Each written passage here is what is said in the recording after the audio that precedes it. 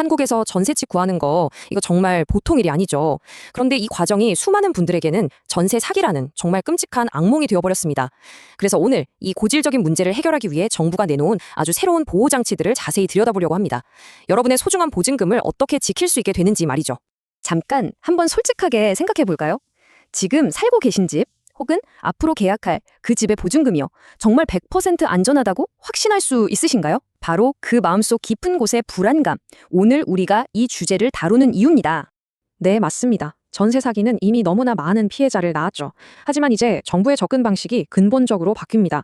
문제가 터지고 나서야 수습하는 사후 약방문이 아니라 아예 계약서에 도장 찍기 전에 사기 자체를 원천 차단하는 아주 강력한 예방책이 드디어 마련된 겁니다. 자, 그럼 새로운 규칙을 보기에 앞서서 도대체 뭐가 문제였는지부터 확실하게 짚고 넘어가야겠죠? 왜 그렇게 많은 세입자들이 속수무책으로 당할 수밖에 없었을까요? 모든 문제의 근원은 바로 이거였습니다. 정보의 비대칭성. 집주인은 집에 얽힌 대출이 얼마인지, 세금은 잘 냈는지, 다른 세입자 보증금은 얼마인지 모든 걸 다 알아요. 하지만 세입자는 아무것도 제대로 확인할 수 없는 말 그대로 기울어진 운동장에서 싸워야 했던 거죠. 예전에는요, 세입자가 혹시나 하는 마음에 위험을 확인하려면 진짜 직접 발로 뛰는 수밖에 없었어요. 근데 그 과정은요, 이건 뭐 출구 없는 미로를 헤매는 거나 마찬가지였습니다. 보통 사람에겐 거의 불가능에 가까운 미션이었죠. 아니, 한번 보세요. 일단 집주인 동의 얻는 것부터가 산 넘어 산이고요. 설령 동의를 얻었다 쳐도 국세청, 행안부, 법원 여러 곳을 돌아다녀야 했어요. 그렇게 서류를 다 모아도 암호 같은 등기부등본이랑 권리관계를 세입자가 혼자 분석해서 위험도를 판단한다? 사실상 불가능했죠. 사기꾼들이 바로 이 허점을 파고든 겁니다. 자, 이제 그런 어두웠던 과거는 뒤로 하고 드디어 세입자에게 정말 강력한 무기가 되어줄 첫 번째 해결책, 바로 정부가 만든 안심전세 앱이 어떻게 업그레이드 되는지 한번 보시죠. 이 슬라이드에서 정말 중요한 지점은 정책의 패러다임 자체가 완전히 바뀐다는 겁니다. 이게 그냥 앱 하나 좋아진다는 차원이 아니에요. 이전까지는 사기를 당한 후에 어떻게 구제할까에 초점이 맞춰졌다면 이제는 계약 전에 위험을 미리 알려줘서 사기를 아예 피하게 만들겠다. 이런 선제적 예방으로 전환된 거죠. 와, 이 앱이 얼마나 강력해지냐면요. 이전에는 진짜 꽁꽁 숨겨져 있던 그런 핵심 정보들을 이제 터치 한 번으로 다 볼 수 있게 되는 거예요. 집주인이 세금을 체납했는지, 나보다 먼저 보증금을 받아갈 다른 세입자는 없는지, 또 집에 걸린 대출은 얼마인지까지 말 그대로 집의 재정 상태를 그냥 손바닥 보듯 훤히 들여다볼 수 있게 된다 이겁니다.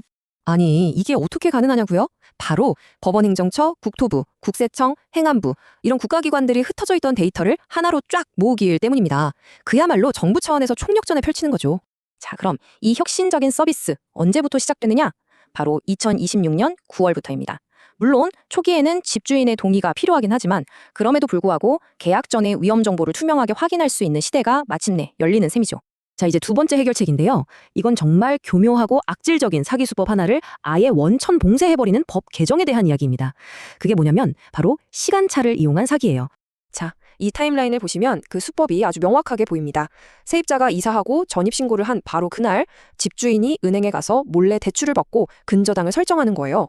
문제는 세입자의 보증금을 지키는 법적인 힘, 그러니까 대항력이라는 게 전입신고 다음날 0시부터 생긴다는 점이었어요.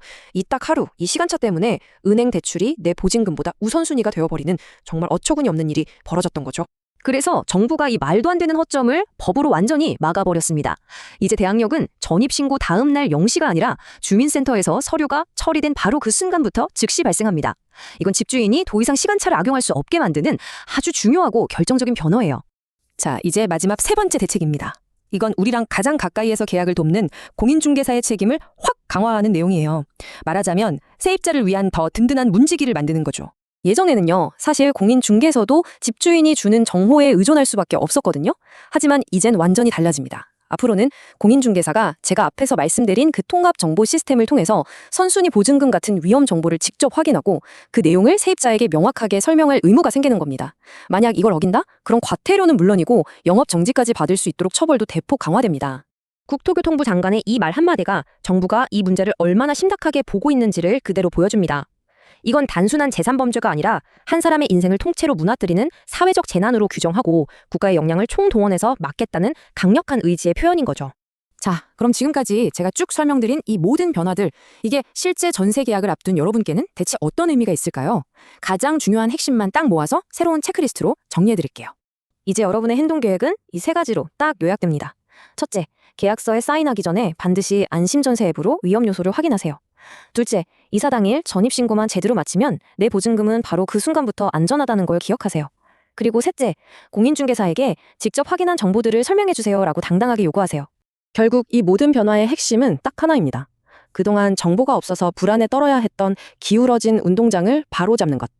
이제 세입자의 손에 정확한 정보와 법적 보호라는 아주 강력한 무기가 쥐어지게 된 겁니다. 이렇게 정보가 투명해지고 사기꾼들이 설 자리가 점점 사라진다면 과연 우리나라의 전세 시장은 앞으로 또 어떻게 변해갈까요?